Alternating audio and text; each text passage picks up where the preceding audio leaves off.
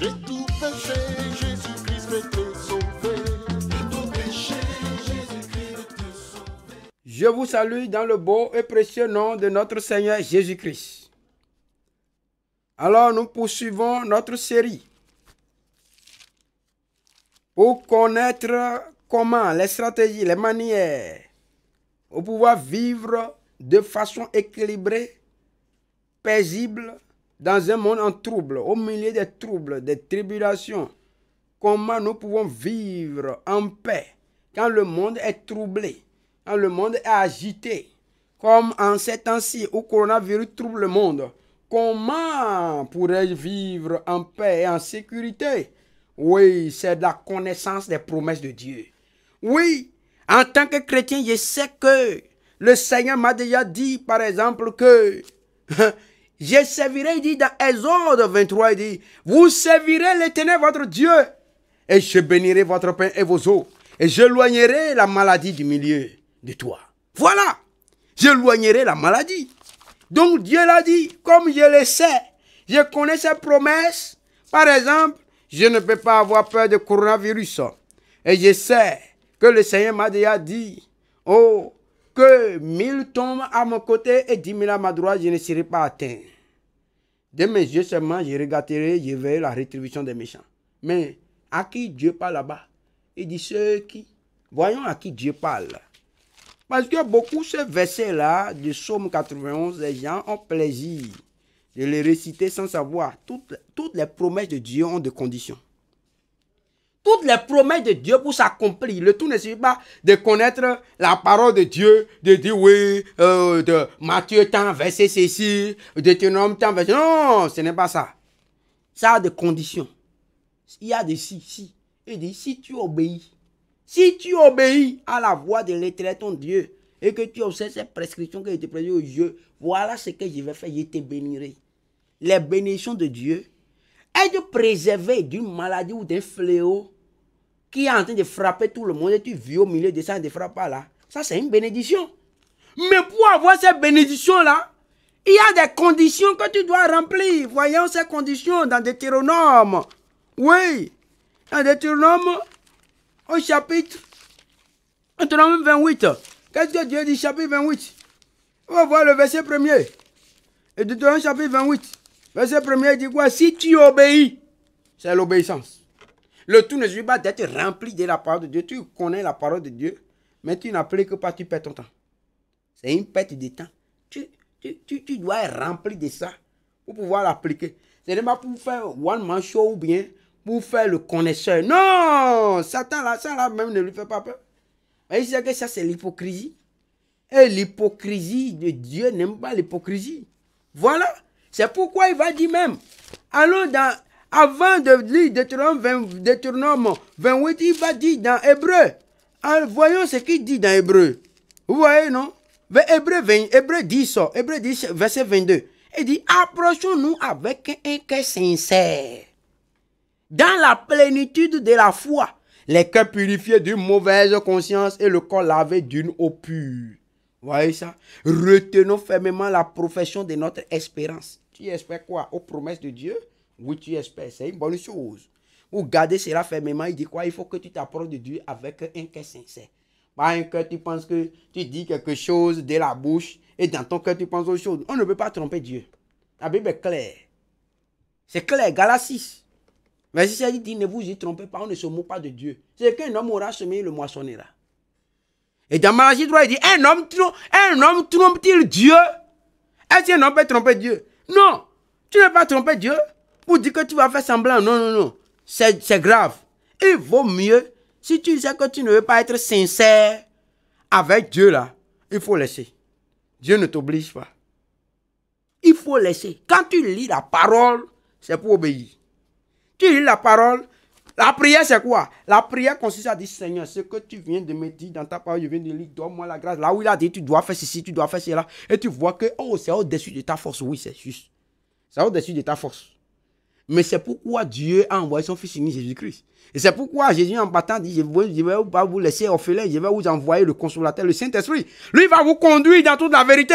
Oh, la parole de Dieu, c'est la vérité. Donc, ça veut dire quoi? Il va vous conduire dans toute la vérité. Ça veut dire quoi? Oh, la vérité, là, tu n'as pas la force pour marcher dans la vérité. Mais le Saint-Esprit va te conduire, tu vois, il va te canaliser. Il va te canaliser, il va dire, oui, voilà, tu veux aller à gauche, il va dire, non, là, il a déjà écrit. Il faut faire comme ça. Et le Saint-Esprit va te conduire dans toute la vérité. C'est lui son rôle. Mais c'est toi, la seule chose que Dieu veut de toi, c'est quoi? Qu'est-ce que Dieu veut de toi? Regarde ce que Dieu veut de toi seulement. Dans Isaïe 1, et verset 19, il dit, si vous avez de la bonne volonté, et si vous êtes docile, c'est tout. Bonne volonté.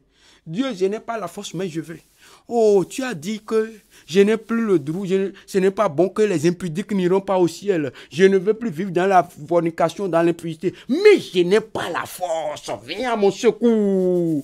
Oh Seigneur, tu as dit que oui, ce n'est pas bon de voler, mais j'ai faim. Ce n'est pas bon de mentir, mais j'ai faim. Oh, avant là, quand j'avais faim là, je vais voir les gens et je vais inventer une histoire pour stocker de l'argent. Mais maintenant, Seigneur, oh, c'est compliqué pour moi, je ne comprends plus. Tu vas dire, Seigneur, viens à mon secours. Saint-Esprit de Dieu, je n'y arrive pas. Et le Saint-Esprit va t'aider.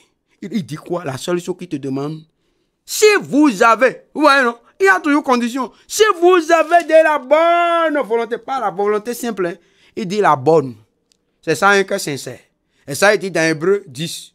Si vous approchez-vous de lui avec un cœur comment? Sincère. Soit sincère, il n'a pas dit, Dieu, tu sais, Dieu ne veut pas des hommes forts, des gens jangos qui sont forts, capables de pouvoir, ouais, et c'est moi, je suis fort, moi, je ne commets pas l'impudicité, moi, je suis fort, je ne fume plus, moi, je suis fort, j'ai abandonné la cigarette parce que je suis fort, j'ai abandonné les fétiches parce que je suis fort, j'ai abandonné les gris parce que je suis fort, j'ai abandonné chercher les femmes à gauche et à droite parce que je suis fort. Non, Dieu ne veut pas ça.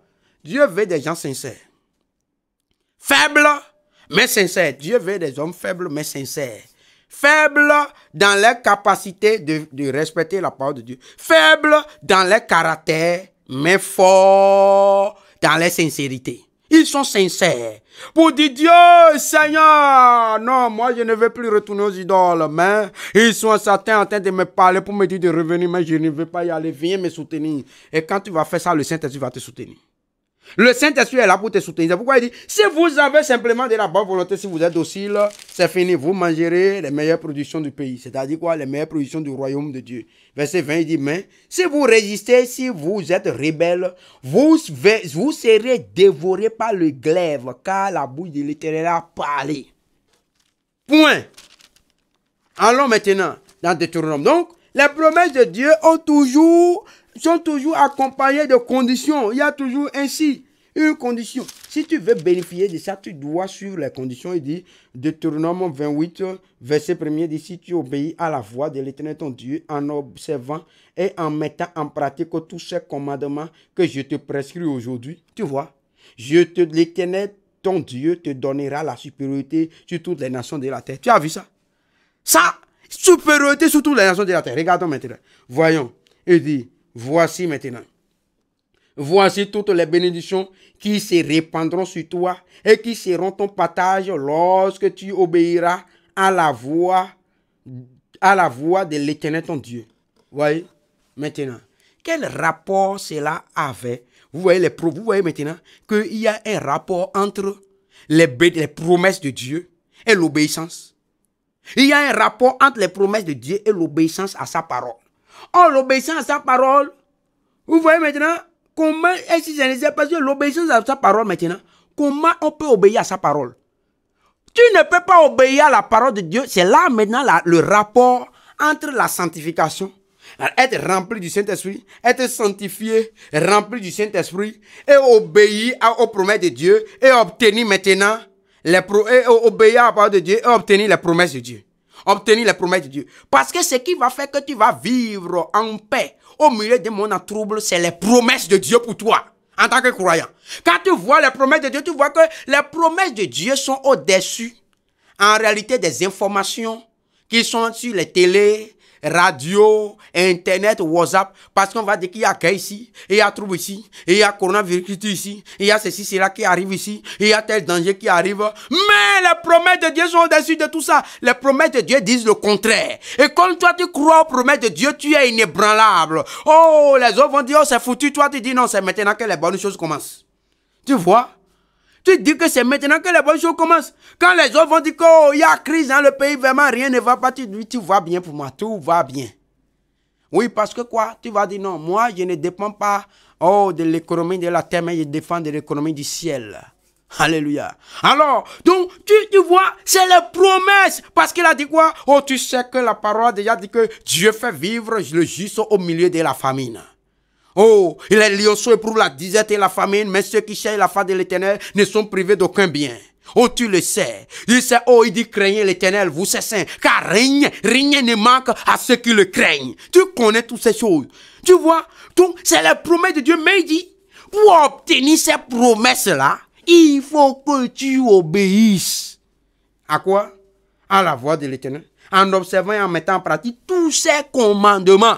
Ça veut dire qu'il ne faut pas aller proclamer les paroles, les promesses de Dieu comme paroles incantatoires, comme un féticheur, pour commencer à dire oui, il est écrit, il est écrit. Non, tu dois, avant de dire il est écrit, il faut obéir d'abord.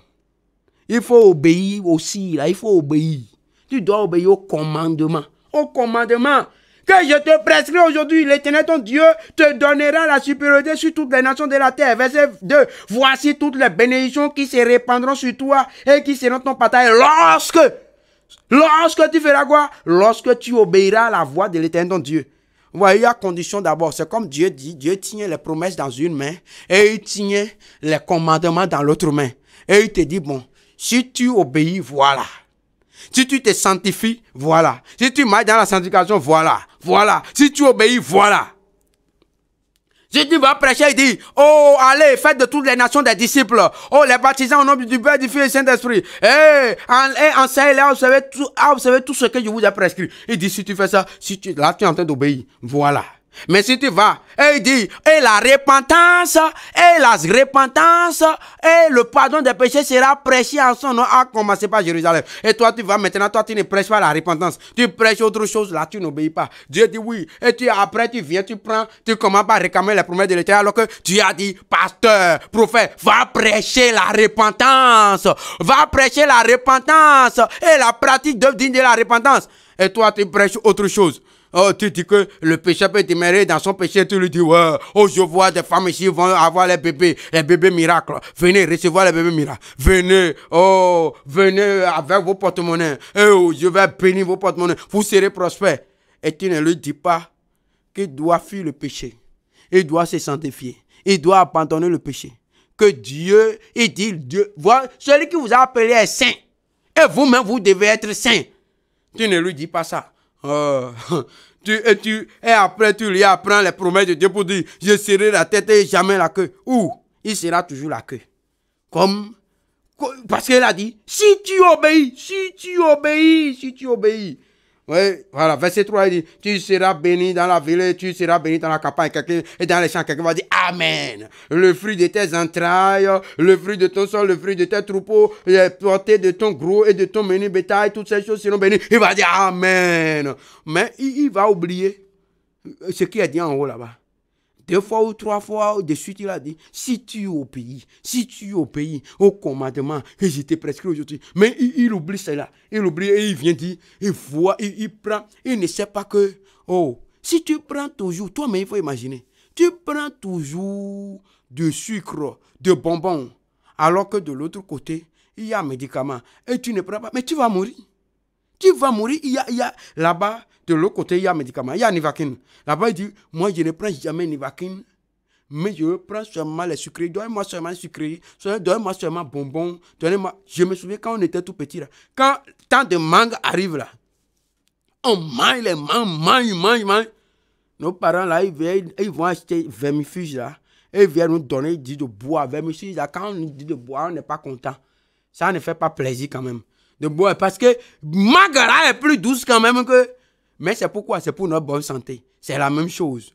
Il y a médicaments de l'autre côté et il y a bonbons de l'autre côté. Mais Dieu dit, pour être en bonne santé, si tu n'es pas en bonne santé, Dieu te donne seulement nourriture bonbon là, tu vas tomber malade, tu risques de mourir. Et si tu meurs, ou bien si tu es malade, et si quelqu'un qui est malade a encore de l'appétit. Non, il n'a plus d'appétit. À un moment, c'est pourquoi les gens vont dans les églises, là, on leur dit, tu seras arrêté jamais la queue, tu seras ceci, cela, tu seras ceci, cela, tu vas prêter à beaucoup de nations, tu ne vas... Et ils font des déclarations sur déclarations, ne pas de péché. À un moment donné, ils ne voient plus rien de tout ce qu'il dit là. Et finalement, il va abandonner la foi pour dire non, les pasteurs là m'ont blagué, les pasteurs là m'ont trompé. Parce que vraiment, avant là, j'étais de l'autre côté, tout allait bien. Depuis que je suis venu là, dans le Seigneur là, je prie, je ne vois rien. On me dit de déclarer, je déclare. Je ne vois rien. Pourquoi? Et la parole, quand on lui dit de déclarer, maintenant il dit non, je suis fatigué de déclarer. Il a tout déclaré. La voix lui dit, j'ai tout déclaré, je ne vois rien. C'est normal. Comme tu ne prenais pas les médicaments préventifs pour être toujours en bonne santé, pour avoir l'appétit de la parole, l'appétit des promesses de Dieu, et tu seras assis dedans solide. Maintenant, voilà que on t'a donné nourriture seulement. On ne t'a jamais donné médicaments. Pense à un père, à une mère, à des parents qui donnent toujours nourriture à leurs enfants, mais ne les donnent jamais médicaments. À un moment donné, il va tomber malade et il ne pourra plus avoir l'appétit, il risque de mourir. C'est ça. Médicaments là, c'est tu ne dois pas faire ci, tu dois faire ça. C'est les commandements, c'est ça les médicaments. Médicaments là, c'est répands-toi. Fuis l'impudicité, fuis le mensonge, abandonne la haine, la jalousie. Abandonne la cupidité, abandonne les gris-gris, abandonne les idoles, abandonne les copinages, abandonne le concubinage. C'est ça, médicament. Il ne faut pas utiliser de fraude dans les affaires. C'est ça, le médicament. Maintenant, si tu ne coûtes pas, tu ne prends pas les médicaments. Et tu dis que, simplement, ouais. Abandonne les mauvaises paroles, les blagues, les paroles inutiles. Il dit, toute personne sera jugée pour toute vraie parole qui sortira de sa bouche. Abandonne ça. C'est ça les médicaments. Maintenant, la même bouche avec laquelle tu déclares les paroles. Les paroles, c'est avec la même bouche que tu déclares des paroles mensongères, des blagues, des conneries comme ça. Est-ce que tu viens pour dire quoi? Non. Il dit, si tu obéis, tu dois obéir. Si tu n'obéis pas, les promesses seront vaines chez toi. Tu vas prier, veiller, jeûner, faire ceci, cela, mais rien. Pékini, tu n'auras. Et après, tu vas dire, ouais, je ne comprends plus rien, pasteur, je ne comprends pas. Ou bien, à un moment donné, le diable va prendre ça maintenant pour endurcir ton cœur. Et ton cœur sera endurci contre les promesses de Dieu. Les promesses de Dieu sortent maintenant, ça ne te dira même plus rien. Alors que les promesses, et à un moment donné, quand on commence par prêcher pour donner les références, on commence par annoncer les promesses de Dieu, le diable va passer par derrière pour te dire, tu es sûr que cela est vrai? Regarde depuis quand tu es en train de proclamer ça, de croire en ça, de proclamer ça, regarde depuis que tu es en train de proclamer ça, ça ne donne rien. Tu crois que cette affaire-là est vraie? C'est trop facile, hein? Le diable lui-même va passer par derrière maintenant. Comme enseignant. Tu as vu, non? S'il a osé vouloir enseigner Jésus en disant il est écrit, ce n'est pas toi qui ne vas pas chercher à enseigner. Hein. C'est pourquoi tu dois faire attention. La seule chose que tu dois faire, c'est d'obéir.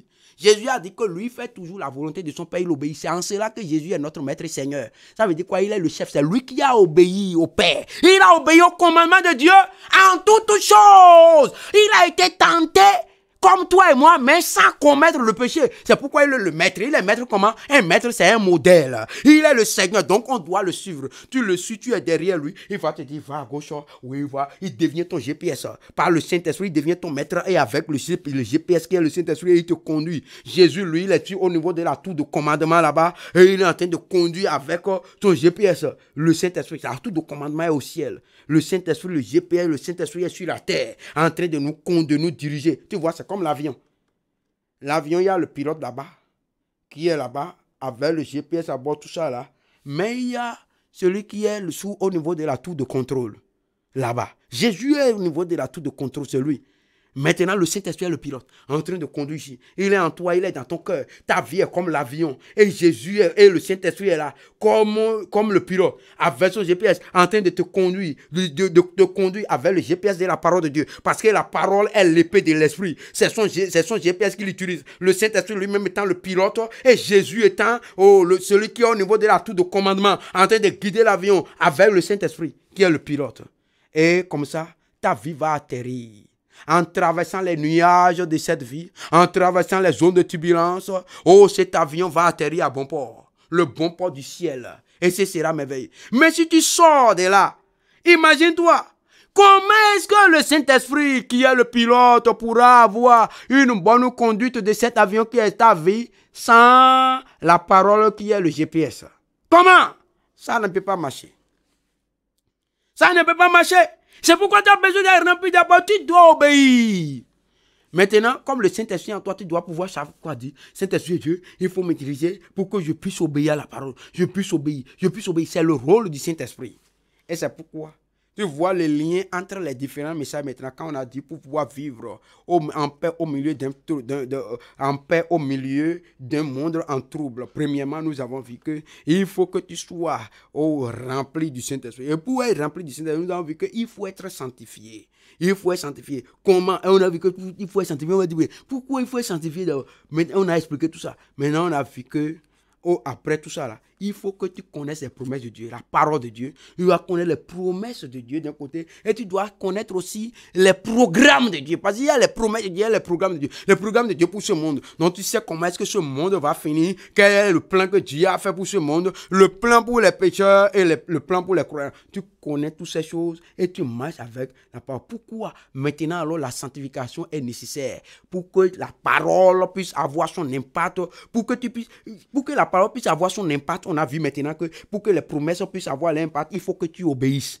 Or, comment tu peux obéir? Tu ne peux pas obéir sans la sanctification. Nous l'avons déjà vu dans Ézéchiel, au chapitre 36. Nous allons repasser ça en revue très rapidement. Dans Ézéchiel, au chapitre 36, qu'est-ce qu'il a dit? Dans le verset 25 à 27, il dit, je répandrai sur vous une eau pure et vous serez purifiés. Je vous purifierai de toutes vos souillures et de toutes vos idoles. Tu vois, c'est le processus de sanctification. Verset 26, il dit, je vous donnerai un cœur nouveau. Ça, c'est la sanctification.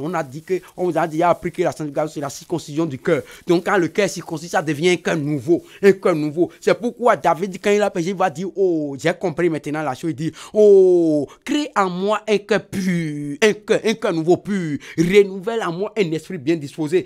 David avait compris ça.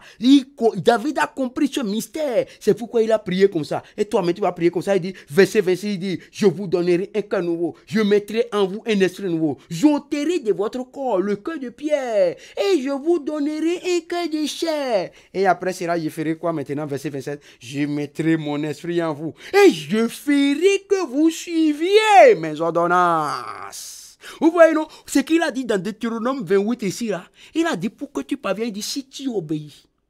En observant, il dit, si tu obéis à la voix de l'Éternel ton Dieu, en observant et en mettant en pratique tous ces commandements que je te prescris. Mais il dit, comment il va faire pour que tu suives cela pour obéir? Il dit, c'est ça, il a donné la réponse maintenant. C'est qu'il a dit que tu fais dans Deutéronome 28 là. Si tu fais ça, que tu vas obéir, tu vas bénéficier des bénédictions, des promesses de Dieu là. C'est qu'il a dit, si tu obéis à la voix de l'Éternel, il a montré maintenant comment il va faire. C'est lui-même qui va faire pour que tu puisses suivre ses ordonnances pour obéir à ses commandements et avoir maintenant l'accomplissement des promesses de Dieu dans ta vie. Il a dit maintenant, il a donné comment il va faire. Dans Ézéchiel 36, il dit, oh, je vais enlever le cœur de pierre. Je vais te laver d'abord de toutes tes idoles. Toi-même, tu vas jeter d'abord les idoles que tu peux jeter, qui sont à la maison, les statues, tout ça là. Tu enlèves tout ça, les chapelles, les faux trucs, les saints, les encens. Tu enlèves tout ça d'abord. Et tu jettes ça, on brûle les livres de magie. Et maintenant, toi-même, et tu vas lui demander lui-même, il dit maintenant, il dit d'accord, maintenant, lui va te purifier de tous ces idoles. Il va enlever maintenant le cœur de pierre, c'est-à-dire quoi? Le cœur qui est endurci pour faire le mal, le cœur qui aime l'impudicité, le mensonge, la fornication, l'adultère, les grigris, ces cœurs remplis de peur. Il dit, il va enlever ce cœur de pierre. Et quand il va enlever ce cœur, qu'est-ce qu'il va faire maintenant? Quand il va enlever ce cœur, il va faire quoi? Il va te donner maintenant un cœur de chair. Et il va mettre son esprit maintenant dans ton cœur.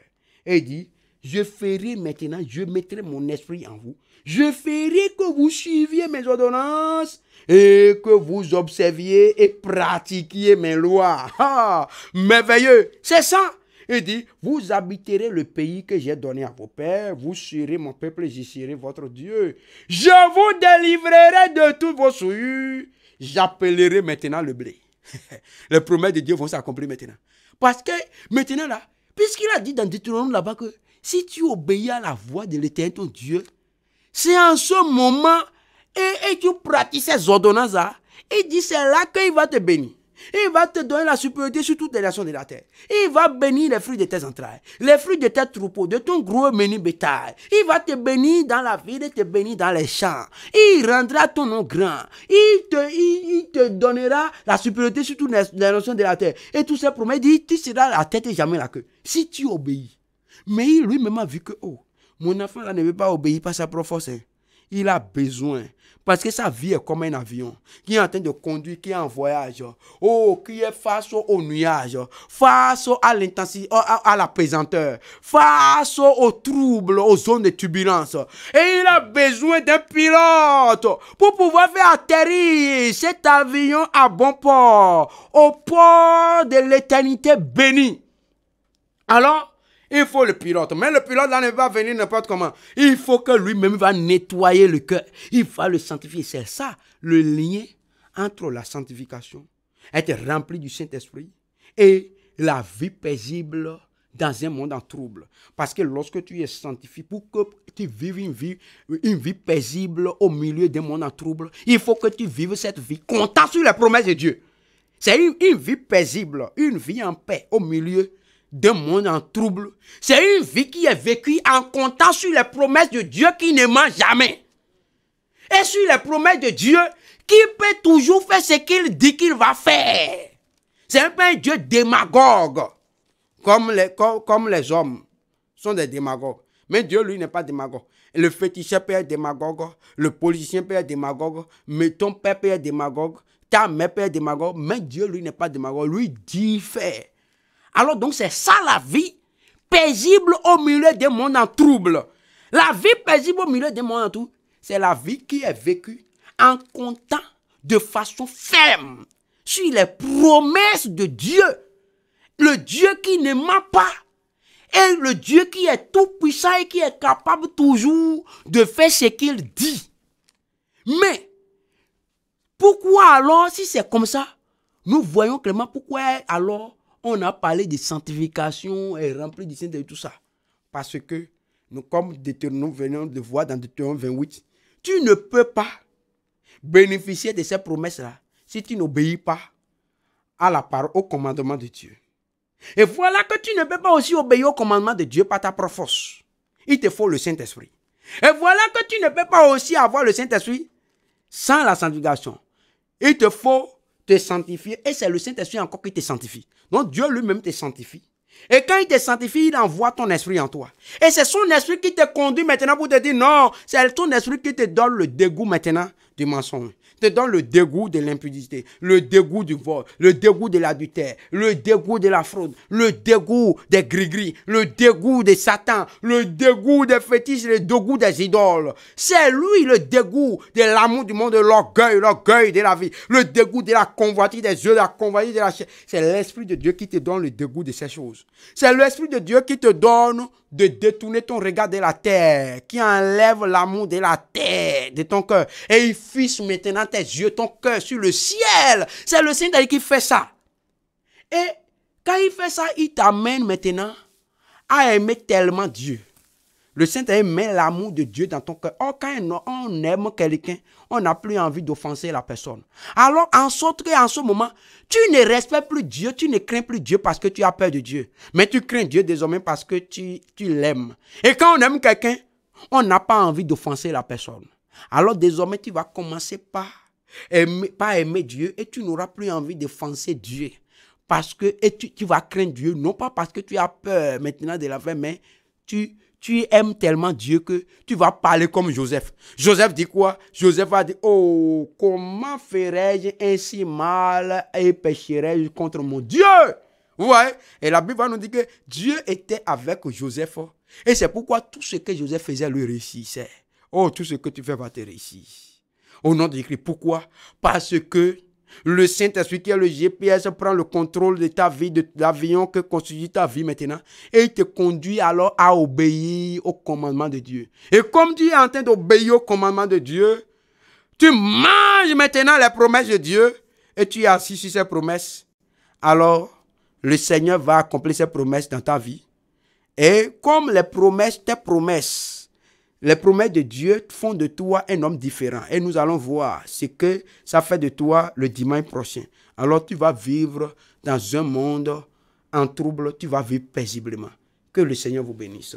Baissons la tête dans la prière. Seigneur éternel Dieu, nous voulons te dire merci pour ta grâce dans notre vie, pour les choses extraordinaires que tu es en train de nous enseigner, de nous révéler. Nous prions que tu continues, Seigneur, après ce programme, quand les uns, les autres, tes enfants, tous ceux que tu as permis à écouter ces paroles, quand ils vont partir, ils seront seuls dans les champs ou dans les voitures, que le Saint-Esprit, qui est le grand enseignant, continue par les enseigner, afin que les vies soient totalement transformées et qu'ils soient inébranlables dans la foi et qu'ils vivent désormais une vie paisible au milieu des mondes en trouble au nom de Jésus-Christ. Nous te disons merci parce que tu nous as exaucés.